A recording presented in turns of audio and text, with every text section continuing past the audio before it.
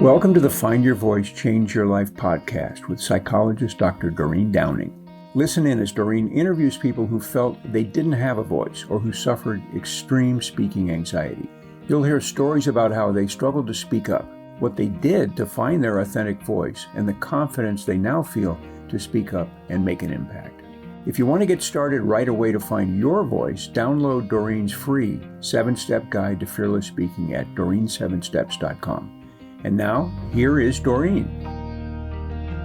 Hi, this is Dr. Doreen Downing. I'm host of the Find Your Voice, Change Your Life podcast. I'm a psychologist, and I always like to invite people who have stories, who have lives that have been sometimes complicated, challenged. And part of what they get to do here is not only tell the challenges and talk about it, but they get to tell us how they broke through, how they found their voice, how they get to be more of who they get to be out in the world. And today I am so happy. I have to tell you, I'm so happy to, I'm already feeling a little teary here, introducing you to one of my first coaches ever when it comes to overcoming my fear of public speaking. And this is Dr. Gary Wohlman. And I'll tell you a little bit more, but I first want to say, hi, Gary. Hey, Doreen, across the waters and time and space, 20 and more years since we first met. My goodness, so much has happened. And transformation was begun with my first class with you, I would say. And I have so much, I almost want to have my whole show talking about you, but I want you to share a lot. But let me say, you sent me a bio, so I want to say a few things. Dr. Gary Wohlman. Sure. Yeah, Dr. Gary Wohlman has devoted his lifetime as an archaeologist of the soul, liberating stored layers of energy, communication, and expression buried within the physical, emotional, and creative layers in the landscapes of our bodies.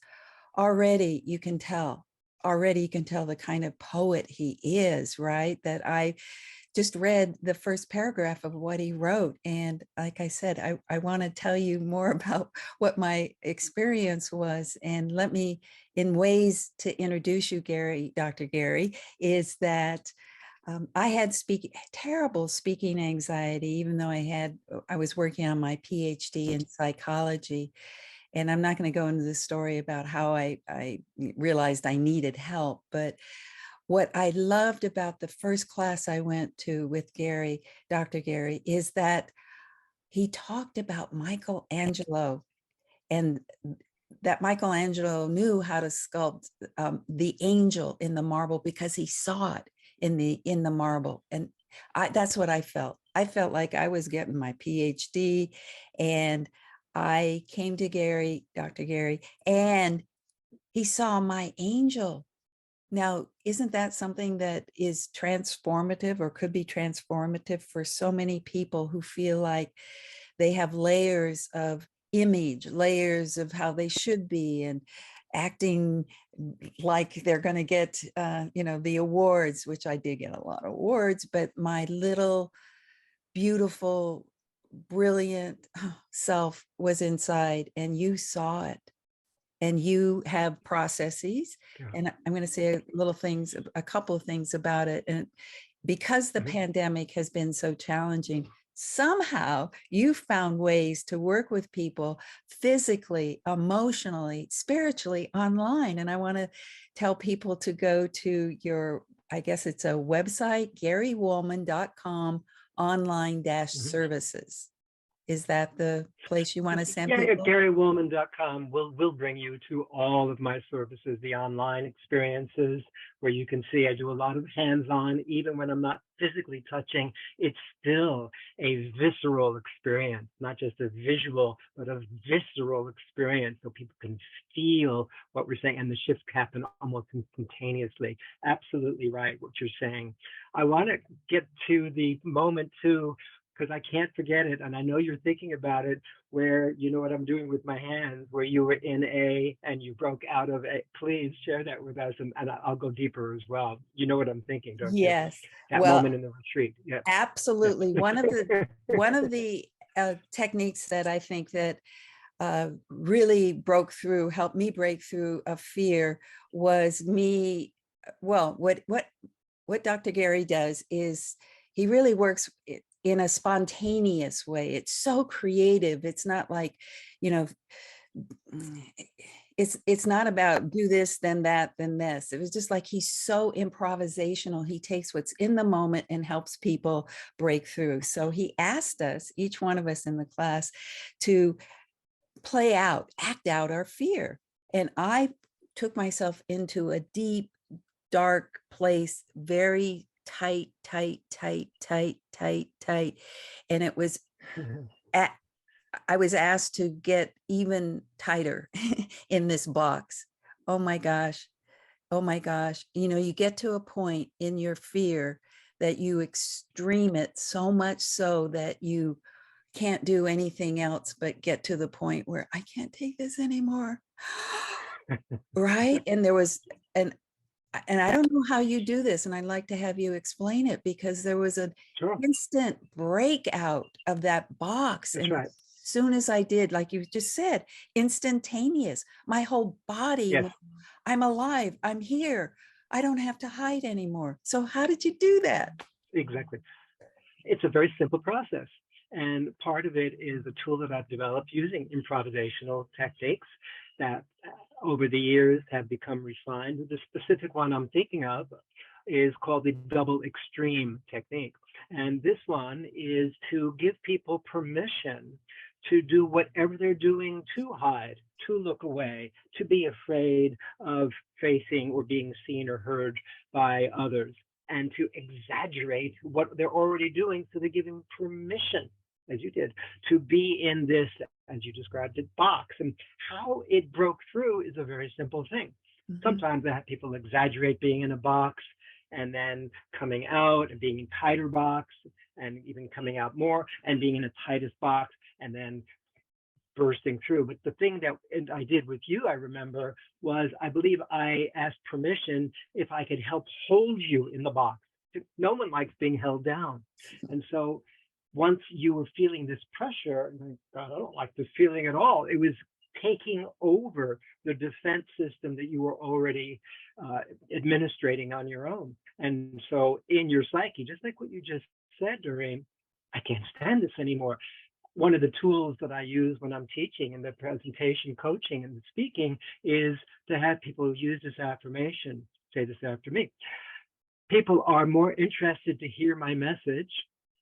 People are more interested to hear my message than I'm scared to share it. Then I'm scared to share it.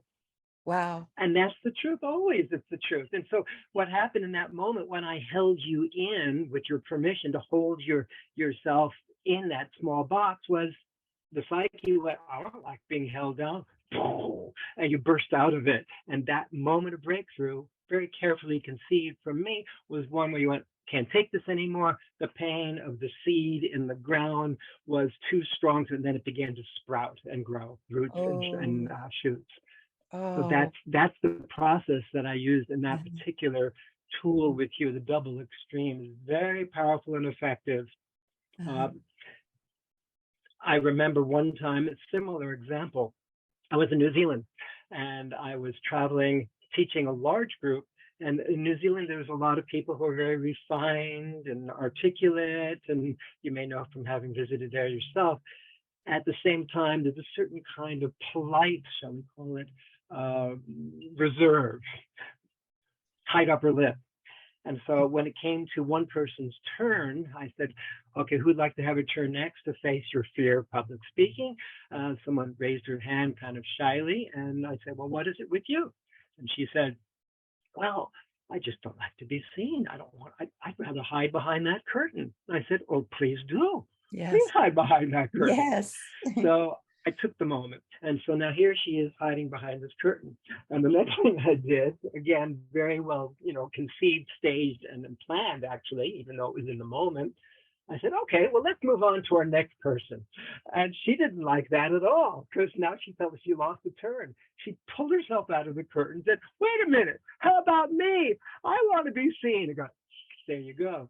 And About 20 years later, I was here in Australia at a 5 rhythms movement meditation workshop. And I was talking with different people on the break. And there was a woman who turned to me. I don't know how it came up. And she said, you know, I used to live in New Zealand. And I said, oh, I visited New Zealand once. She said, yeah, I had a really powerful experience. She said at one time, some guy named Gary, that was my name, I came to work with a group, and I was hiding behind a curtain, and I couldn't stand it, and I broke free.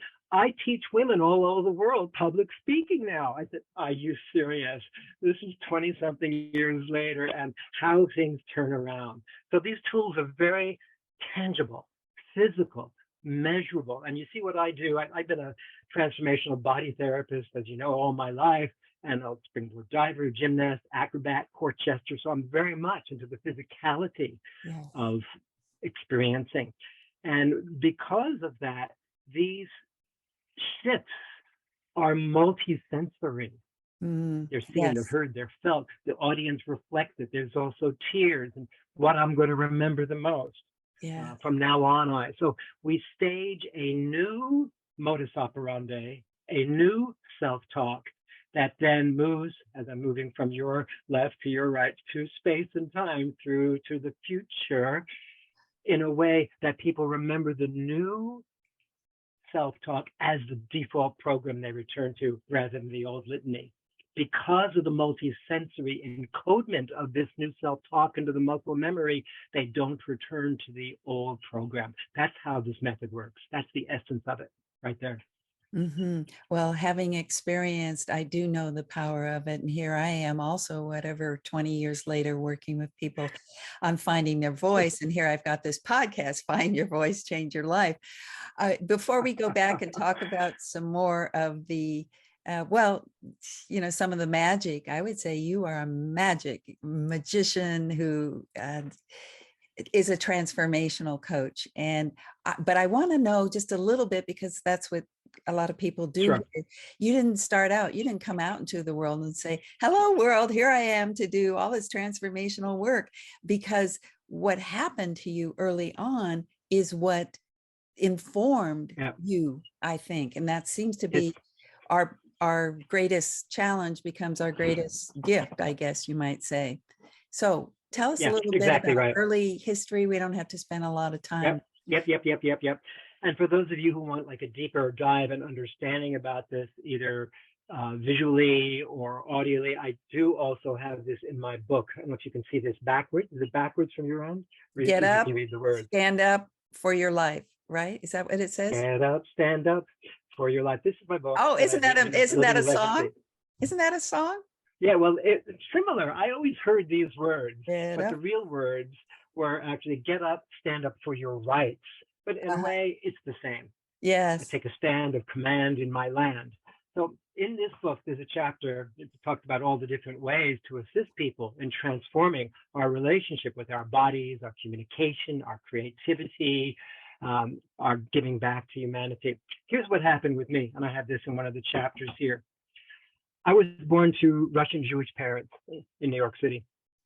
My mom and dad were upwardly striving, beautiful souls.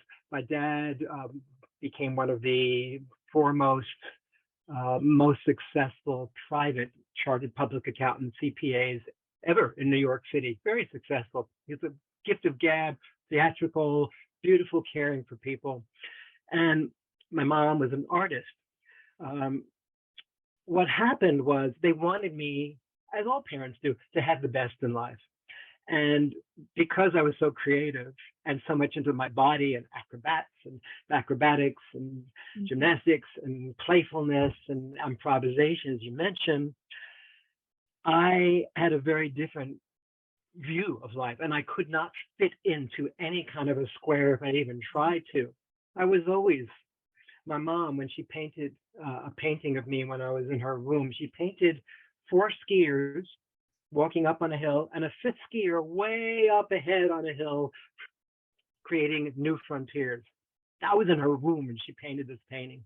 The one thing I wanted when she passed away was this painting, because I have this feeling of stepping out from the crowd, launching new horizons, creating new pathways. So to get to the answer to your question, in the simplest, shortest, strongest, which is one of my tools, techniques. So Mom did not encourage me to be artistic. She wanted me to be the intellectual professional that she thought that I better fit into that mold to run a company or whatever. I was not in my heart to do that. And so I remember one day I did a beautiful piece of art. I thought, Mom, look at this beautiful piece of art. I was really young. Oh, that's great, honey. How's your math going? How's your homework assignments going with what really matters? From that moment on, I had so much pain about sharing anything with her. I felt like, why even bother? She's going to make an interpretation of me having to go into certain things, telling me what I should believe. And no, my art is a big part of what was repressed. She held back from me, and so did my father, that my mom's great-grandfather played clarinet for the Tsar, and his brother was also creative as an artist, played the violin or something in Russia. They didn't tell me till I was in my 30s, well after I had been applying and not getting into medical school, well after I had become the court jester and was living in Hawaii. It was in my 30s that I found out how creative my past was, not how professional and intellectual. I can do all that. I got the award in high school, private high school, for the one student who had the best combination of both athletics and academics. So that's been my whole life.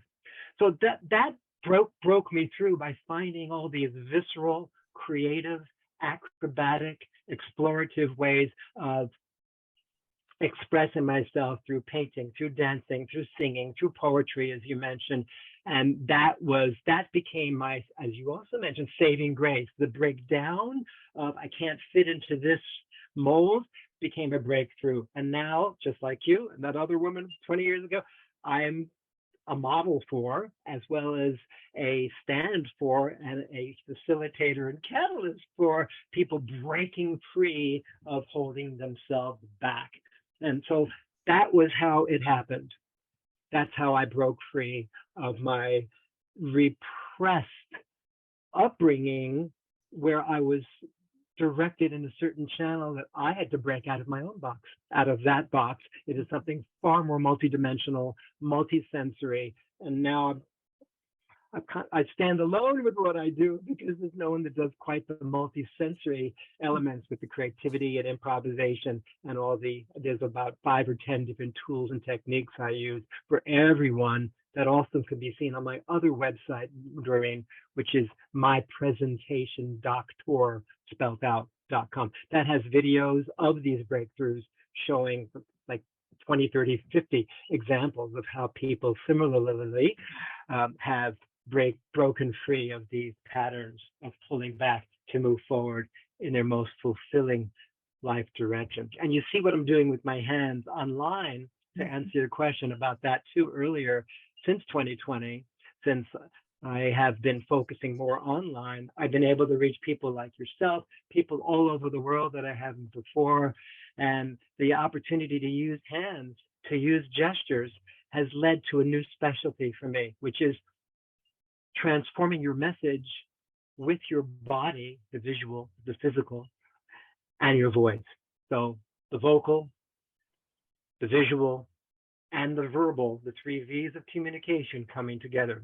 Some of this sounds familiar to you. Oh, absolutely. You said you did the 3 S's, you did the 3 V's now. And that's what I mean about you with words. It's just so unique. There's nobody like you at all that can help people break through in a more full and quick way. So I just want to make a comment though, because that past, your spirit was always there. And that's partly what this podcast is about, is helping people remember and to, claim that those original kind of hello world, here I am, whatever it was, and how it was then not given permission or welcoming into the world or support. So thank you for going back and sharing those details. Oh, it's such a joy to share this with you in particular. For some reason, I have one other moment in time that happened over the years. And I remember this was, I believe, in Marin County, where you are now, where I lived for many years as well, north of San Francisco. And there was one moment I remember working with a series of nurses. I had done so much work in psychiatric hospitals with my body therapy and teaching springboard diving to mental patients and so on. There was one nurse I remember in a particular session that I was leading who stood up in front of the group and said, "We women have, even though we may have the same abilities and the same gifts, are often not paid as well, and we're kind of held back." This was, historically, how she saw things, and it's not my view, but that was her view. And so we've been, and he's the key word, held back. I've been held back. Doesn't matter, women, men, whatever. I've been held back. I said, oh. And I got a picture. I often get an image of what to do next. Yes. A prophetic picture of, oh, I can see the next scene. So the Yes. next scene was, I asked her permission, just like I asked you for permission, to hold her back. I said, can I hold your shoulders back? You can have a physical experience. Instead of you doing it, I'll do it for you or with you. So I started pulling her back. And she said, yeah, we've been held back all these years. And then she didn't like this. And when she broke free and pulled forward, and that moment, just that one moment, I asked her to do it in slow motion. She remembered the sensation of breaking free. And it only takes an instant. But with that instant comes a new self-talk. It's safe for me to be on stage and all myself authentically on stage on all platforms of my life. So this becomes something that others can also benefit from. From one person making the breakthrough, the entire room also has that same benefit. How powerful a moment was that? Oh, it is. The two things that I just got from you is the breakthrough is something that then what I know that you do is how you anchor it in the moment physically for the person. I mean, you pointed to your forehead and said there's an instant kind of shift, but it's not just the shift. There's something that you do to have the person claim it or something, right? That's right. I'll explain that now. So let's say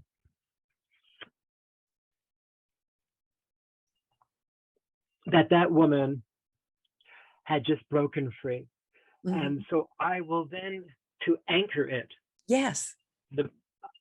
I say to her, let's go back to what just happened. Let's do this in slow motion. Okay. I hold myself on your shoulders. You're saying, I'm tired of being held back. You break it. What's the first thing you remember that you can recall when you come back to this moment? She said, oh, I could breathe easier. And there's a feeling of, relief about what I've been pent up about all these years. I said, good. That's a physical sensation. What's the difference in the self-talk? Oh, the self-talk was, I'm more comfortable in the familiar zone of being held back to, from now on, I always say, from now on, I with you. From now on, I will always remember I feel freer when I'm breathing easier and moving forward. So then I may ask her to turn that into an affirmation. So she might say, as other people have over the years, please say this with me so that you can participate, you who are listening.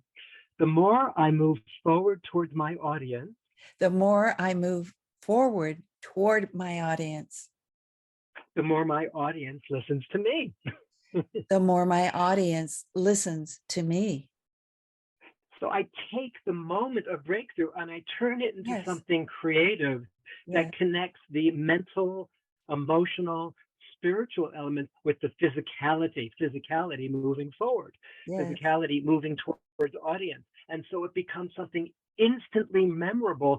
And that's why it becomes encoded in the muscle memory. And they return to that as the new default program rather than the old litany, because we've, as I like to use this, I knew I'd say this word today, multi-sensorizing their experience so they don't remember it by the physical sensations of breaking free from holding back. They may remember it from the breathing or the new self-talk, a combination of what they're able to recall in their physical body, in their emotional state, in their mental words. And I often have them say it in the fewest words and then sing it, whisper it, have the audience repeat it to them. So someone might say, It's safe for me to reach you with my message, even if they don't believe it. And so one of the people in the audience, if it's me as the coach online, I'd say, yes, it is easy for you to reach us, me now being your audience.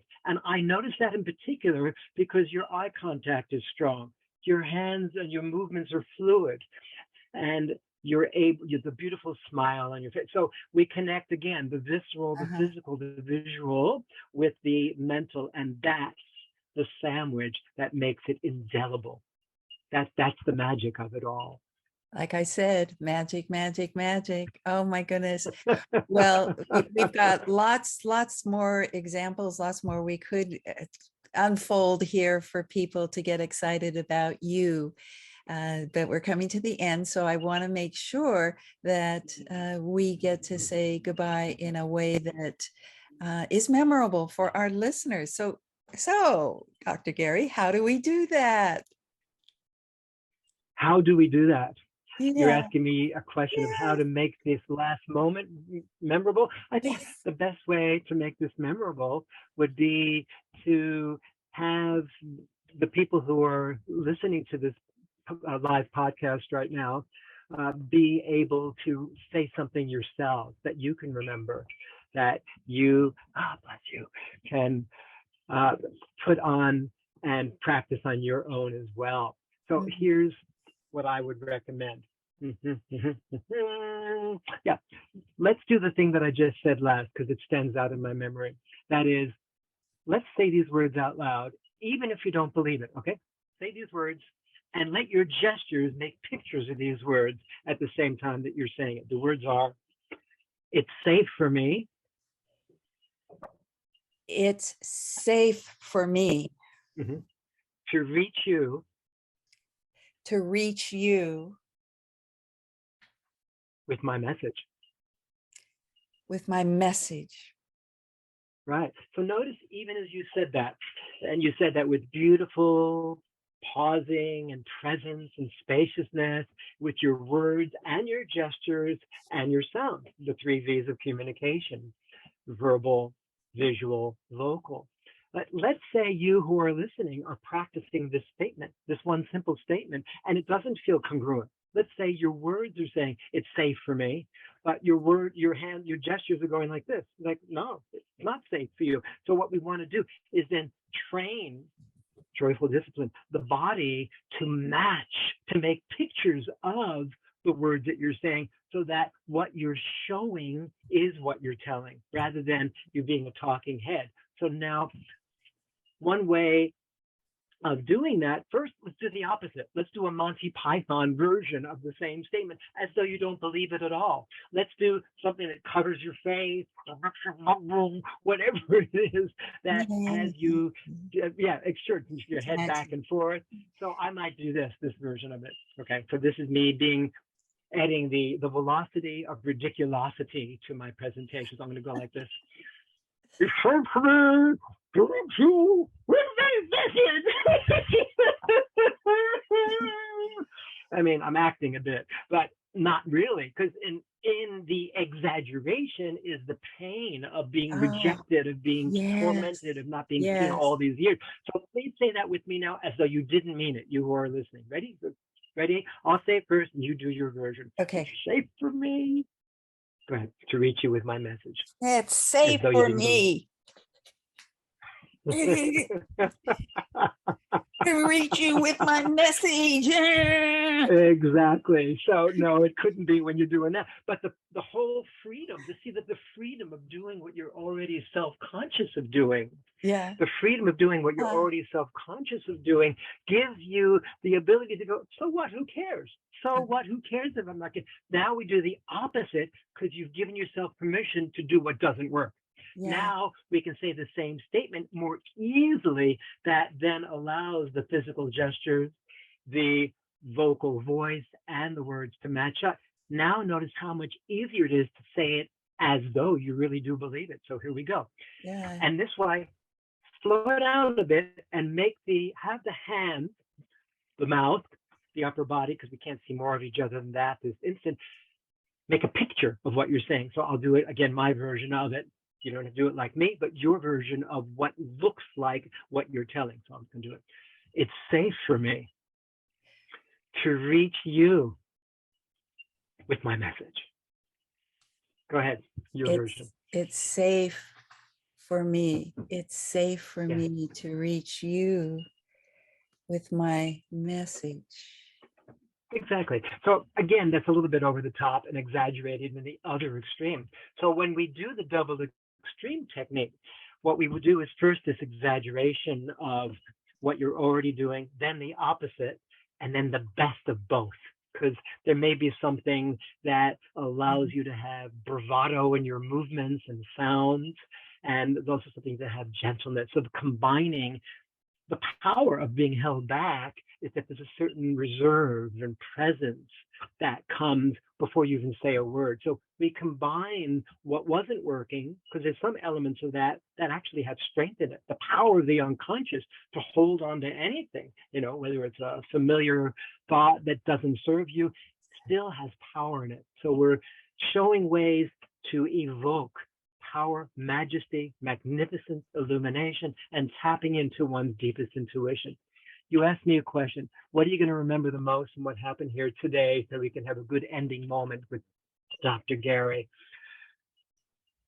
I think what I can do is offer a gift to people who are watching. What I could do is offer for people who are watching, they can have a 15-minute, 20-minute, half an hour Zoom session with me with my compliments to take you who are listening to another level. And then whether you're working with Doreen or you've never seen her or me, you'll never see us again, you'll have these tools. I also have lots on this website, www.mypresentationdoctor.com. Perhaps you can write that one down. And that, even more than GaryWohlman.com, has all these pictures and images of people making breakthroughs. What to remember the most? Yeah. What are you going to remember the most about this interview? Well, two things. When I had asked you that, you gave something to the audience and you ushered them into an experience both, and you taught something right then and there. So anybody who's listening to this episode has learned from you already today. And I loved being able to be two things about what I loved about today with you is I'm in awe of the way words flow out of you. It's like the natural movement of words that dance and play together. And the second thing is, gee, I got to play myself. I wasn't just hosting a guest. I got to get involved. and yeah, that's it. Thank you. That's beautiful. What a way to connect. Over 2 decades, we haven't really communicated much at all. Unbelievable. How wonderful to see you in the light of you, shining this light on so many others who are breaking free. I'm so proud of you. And, I'm at a different stage of life now myself. I'm happy to continue doing this transformational work because it fills me with joy, fills me with a feeling of fulfillment to be able to do this. I'm in Australia, you're in California. Who knows what our world's going to look like in the next month, 6 months and longer.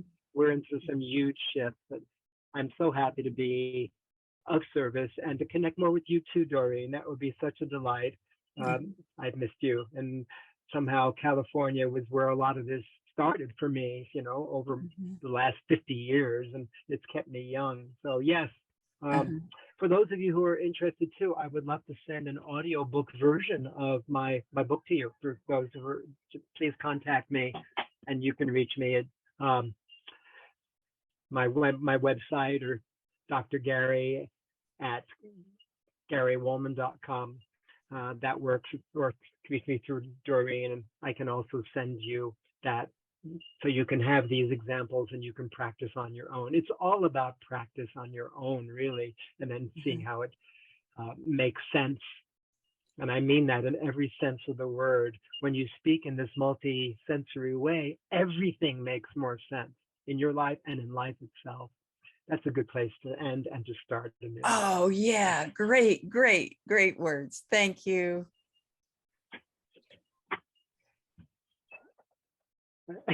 Go ahead. Bringing in the new. Yeah. Thank you. Thank you, Doreen. What a blessing to connect anew with you and with all of those you touched. Bless you. Mhm. Thank you for being with us today for this episode of Find Your Voice, Change Your Life. Each person Doreen interviews shares what has helped them find their voice. You can learn from these guests and find your voice so you can be confident to speak up and speak out. And remember to download Doreen's free 7-step guide to fearless speaking at doreen7steps.com. We hope you enjoyed the show and will return next time. Until then, goodbye for now.